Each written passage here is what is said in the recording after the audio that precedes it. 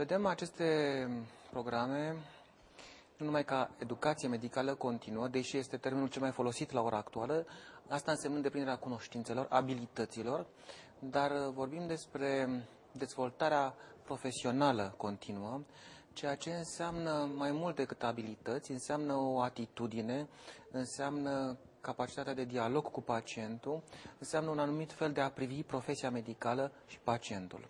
Și implicit dezvoltarea personală, cum îi spune și numele. La ora actuală, Colegiul Medicilor din România a implementat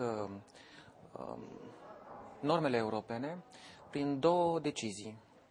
O decizie inițială în 2005 care a fost refăcută și această decizie refăcută de foarte curând exprimă faptul că ne-am gândit cum să ameliorăm normele existente și cum să le adaptăm atât evoluției societății medicale și sociale în general românești, cât și evoluției tendințelor europene. Astfel încât România este membră prin reprezentanții Colegiului Medicilor la UEMS, UEMS fiind Uniunea Europeană a Medicilor Specialiști, este forumul european, asociația europeană care elaborează normele de educație medicală continuă sau de formare profesională continuă. Nu face numai asta. UEMS-ul este un organism european recunoscut de Comunitatea Europeană, de Consiliul Europei, ca principal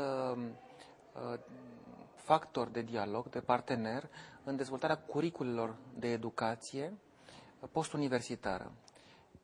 Postuniversitar însemnând activitatea de rezidențiat, de formarea în specialitate și după aceea de formarea în supra-specializare și după aceea de formare continuă. Profesia medicală, aș putea să spun profesiune medicală, pentru că de foarte multe ori mi se pare că înseamnă mai mult cu o profesiune de credință decât cu o simplă meserie.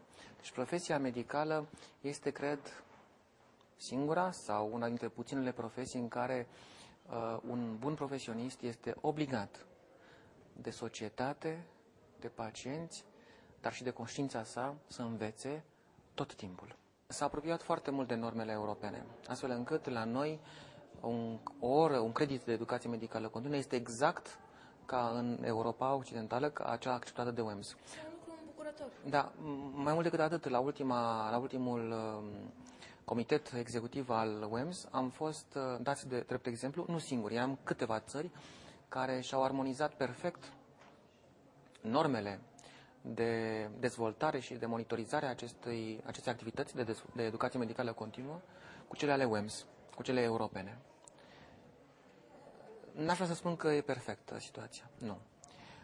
Dacă m-ați întreba și ce ați schimba și unde nu e bine, aș putea spune că mai avem lucruri de care nu suntem mulțumiți. Cred că mai avem de creat și noi condiții pentru ca medicii să fie convinși, nu numai obligați, să dezvolte această activitate. Cred că mai avem de făcut pentru anumite categorii profesionale sau categorii din medicină, anumite eforturi și asta am făcut-o recent, dând o sugestie colegiilor teritoriale pentru medicii pensionari.